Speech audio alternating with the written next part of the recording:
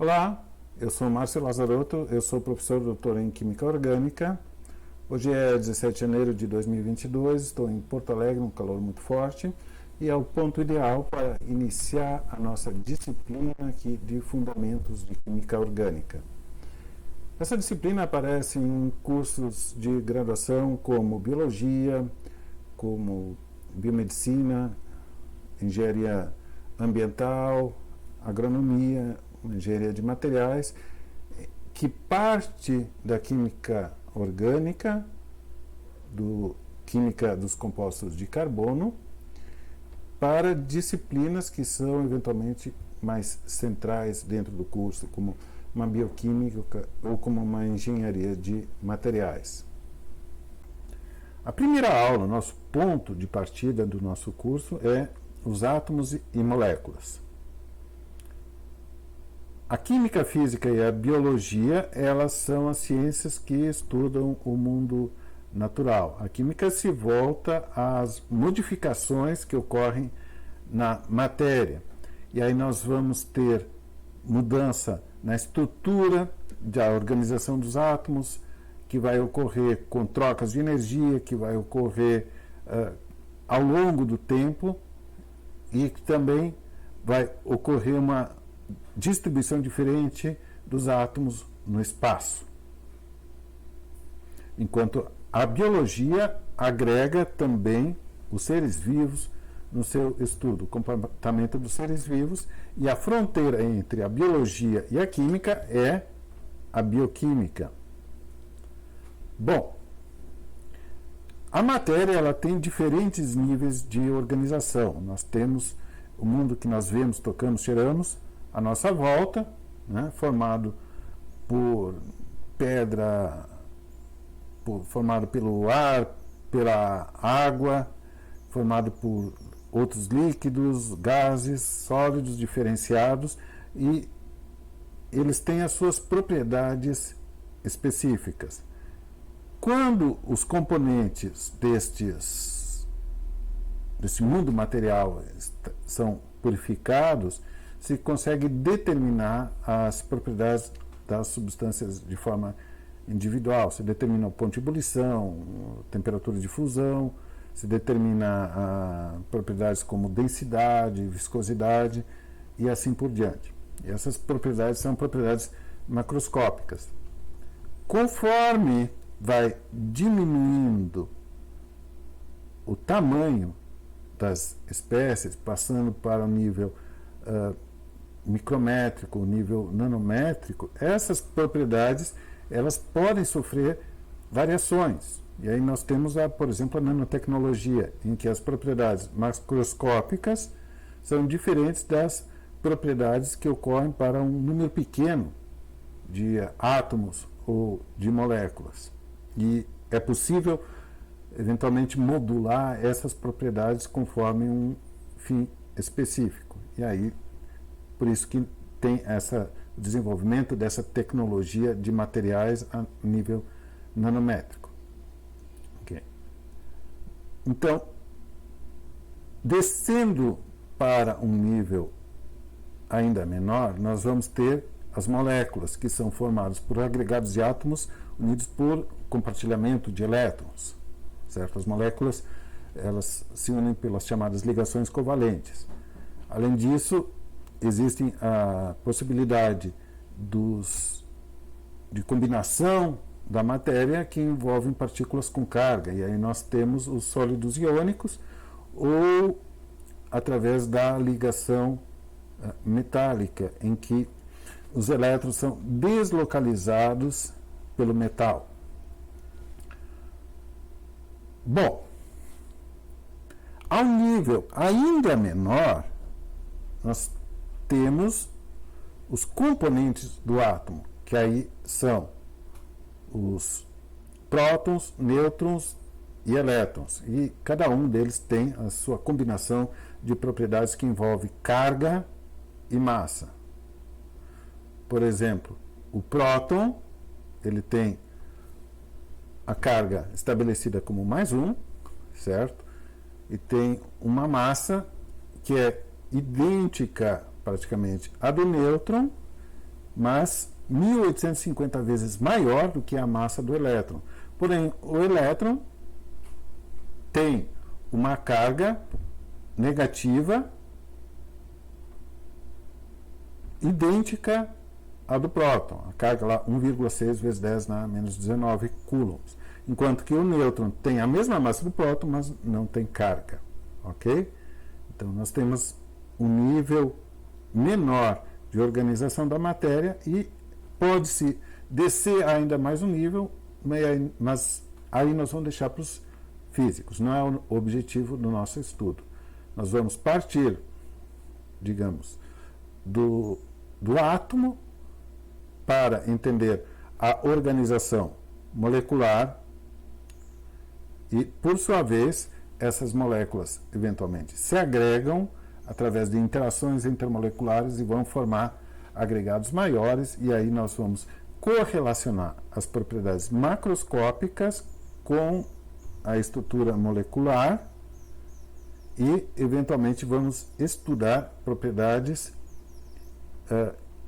dessas moléculas, como que individualmente, quando ocorre a incidência de radiação eletromagnética sobre a molécula, é possível observar essas propriedades específicas. Um ponto importante na compreensão da ciência foi esta relação entre as propriedades macroscópicas e o entendimento molecular. Por exemplo, a laranja é formada por milhares de compostos químicos diferentes. Cada um vai ter a sua função na composição das diferentes estruturas. Vai ter a formação das membranas que compõem aqui os diferentes alvéolos. Aqui nós vamos ter um pouco de celulose. E na casca da laranja tem um composto chamado de limoneno, que está presente em cerca de 80% a 85% do óleo que é extraído na casca da laranja. Eu tenho um vídeo no meu canal Química Orgânica Visual que mostra a extração e a determinação da rotação óptica do limoneno. Se quiser, pode ir lá dar uma olhada. E o limoneno tem a fórmula determinada ser 10H16, quer dizer, cada unidade de limoneno é formada por 10 átomos de carbono e 16 átomos de hidrogênio, mas o limoneno ele apresenta esse arranjo específico de átomos, em que vai ter ligações representadas aqui como ligações duplas. Nós vamos ter aqui um anel formado por 6 carbonos. Aqui mais para frente vamos ver que essa ligação aqui ela indica um carbono assimétrico, e também no interior aqui da laranja nós vamos ter o ácido ascórbico, que já tem carbono, hidrogênio e oxigênio. E esse ácido ascórbico, para nós, ele é uma vitamina, ele é utilizado para a síntese de um aminoácido, a hidroxiprolina. Então, ele se torna importante para o nosso metabolismo. Enquanto que também estão presentes moléculas bastante complexas, como esta aqui, que é um derivado de pelargonidina, que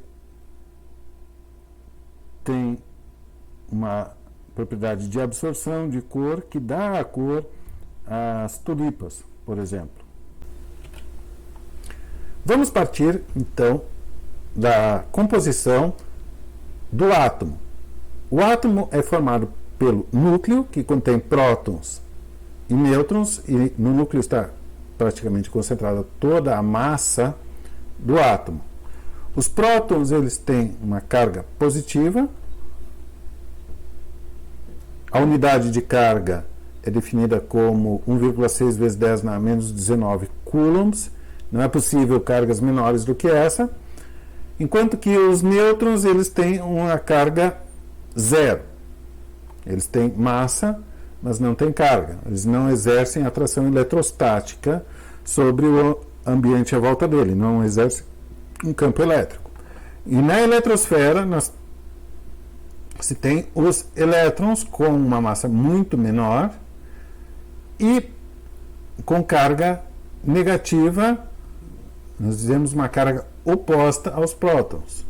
E, segundo as leis da eletrostática, as cargas positivas se repelem entre si e cargas positivas e negativas elas se atraem entre si.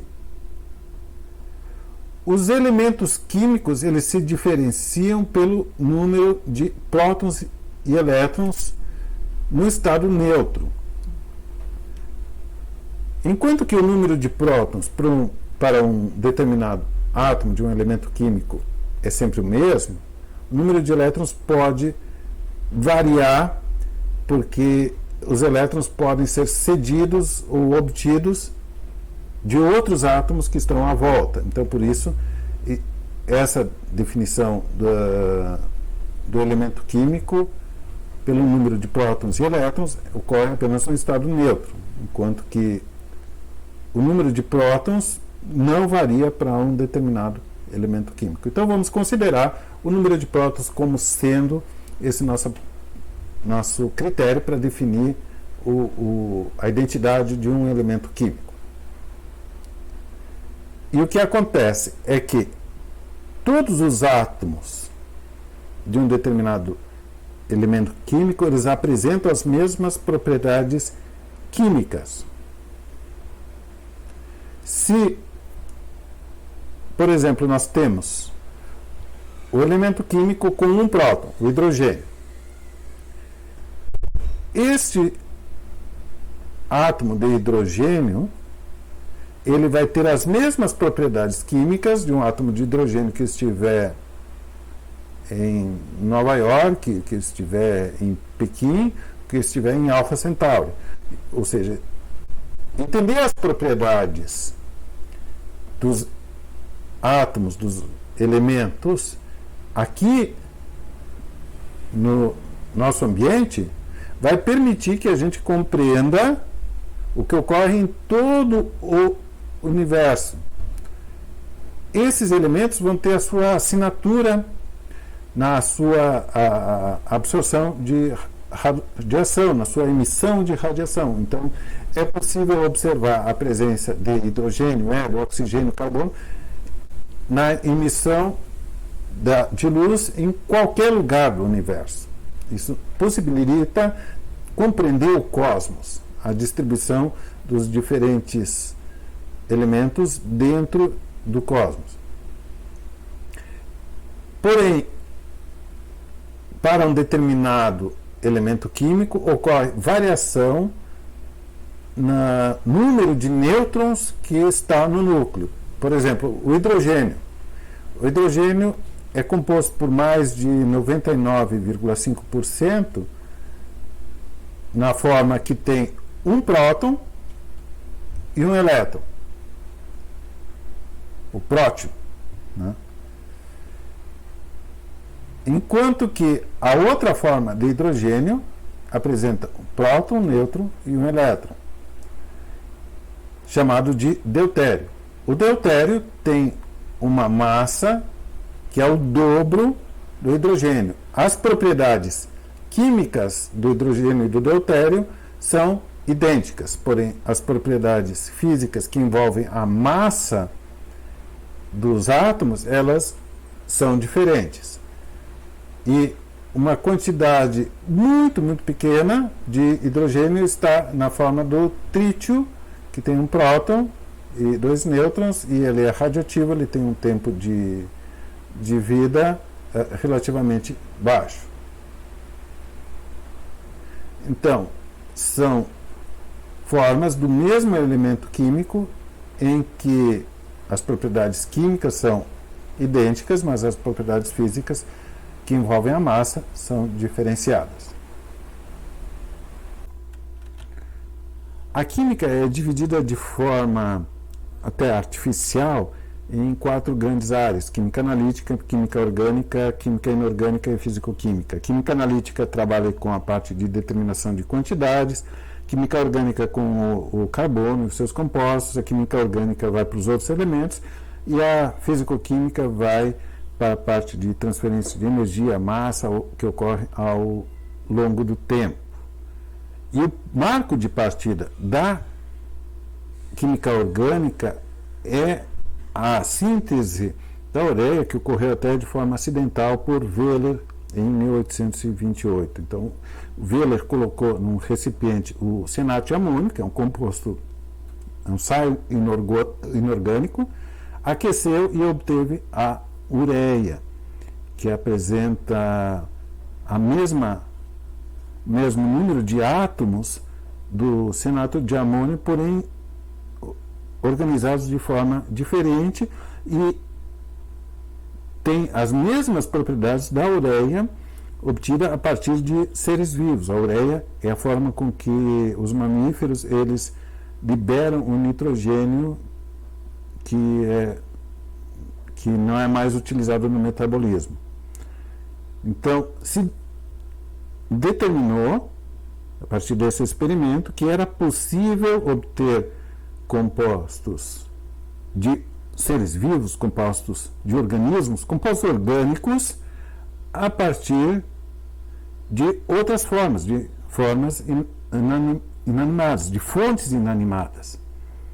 Então, quando houve esse reconhecimento, se iniciou uma busca a partir de métodos de síntese que deram origem a uma coleção de conhecimento, de reações, algumas que davam certo, outras que não davam certo, e a sistematização desse conhecimento, então, deu origem à química orgânica. Falamos anteriormente que os elementos químicos eles se diferenciam pelo número de prótons, e a tabela periódica que foi proposta por Mendeleev no século XIX, ela compila os elementos conhecidos. Nós estamos em 2022 e até agora são reconhecidos pela IUPAC 118 diferentes elementos químicos.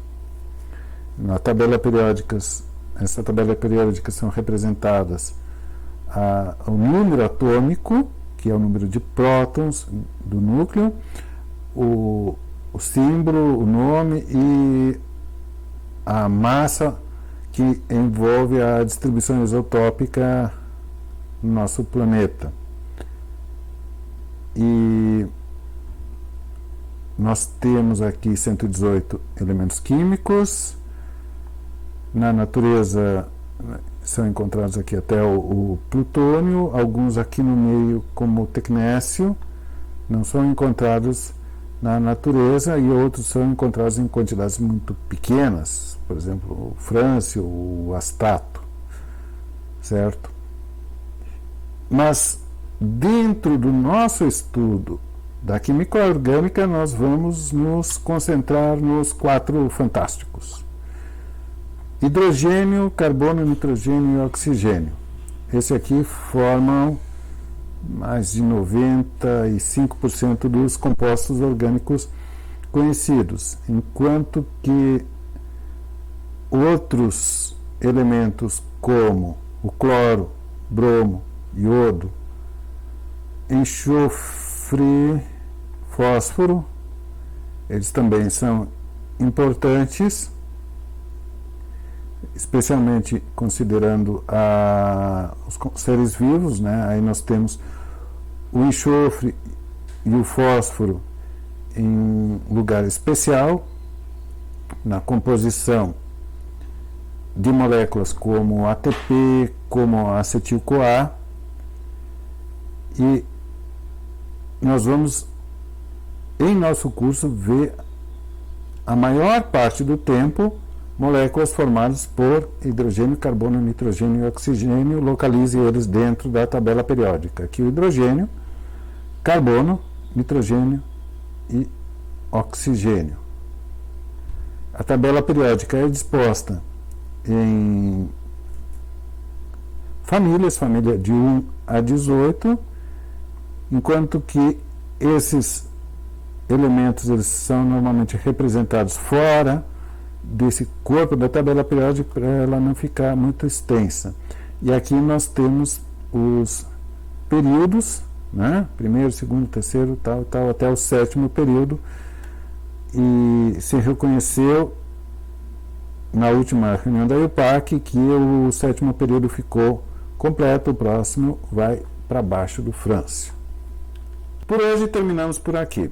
Apresentamos o objetivo da nossa disciplina, apresentamos a parte inicial da química orgânica, a sua importância, a parte que envolve os átomos dentro da tabela periódica, e na próxima aula nós vamos para o estudo da ligação química, em que vamos ver quais são os fundamentos que levam à organização dos átomos em estruturas mais complexas e originam a diversidade molecular que se observa no nosso mundo à volta e nos seres vivos. Aqui ao lado eu tenho o livro Química Orgânica, que eu escrevi como um livro que seria adequado para entender esse curso. Vocês podem adotar qualquer livro que esteja disponível na bibliografia, mas este livro ele contém material necessário para acompanhar essa disciplina. É um livro relativamente curto, enquanto que os livros de química orgânica, a maior parte dos livros de química orgânica, como Solomons, como o Brown, como o Alinger, como McMurray, a Paula Bruce, o livro da Paula Bruce, são ótimos livros. Eles são livros com mais de 1000 páginas e eles se voltam principalmente a cursos que têm a química orgânica como algo fundamental dentro da atividade profissional. Então eles vão ter um grande número de reações químicas, um estudo da parte de mecanismos que não é necessário para o nosso curso, mas se você tiver interesse, pegue um desses livros para fazer o seu estudo durante a disciplina. Esse livro aqui eu coloquei hoje à disposição por R$25, ele estava R$50 anteriormente, ele está disponível na Amazon.com.br. Se vocês tiverem interesse, vejam lá e acompanhem o nosso curso, ok? Então, até a próxima aula.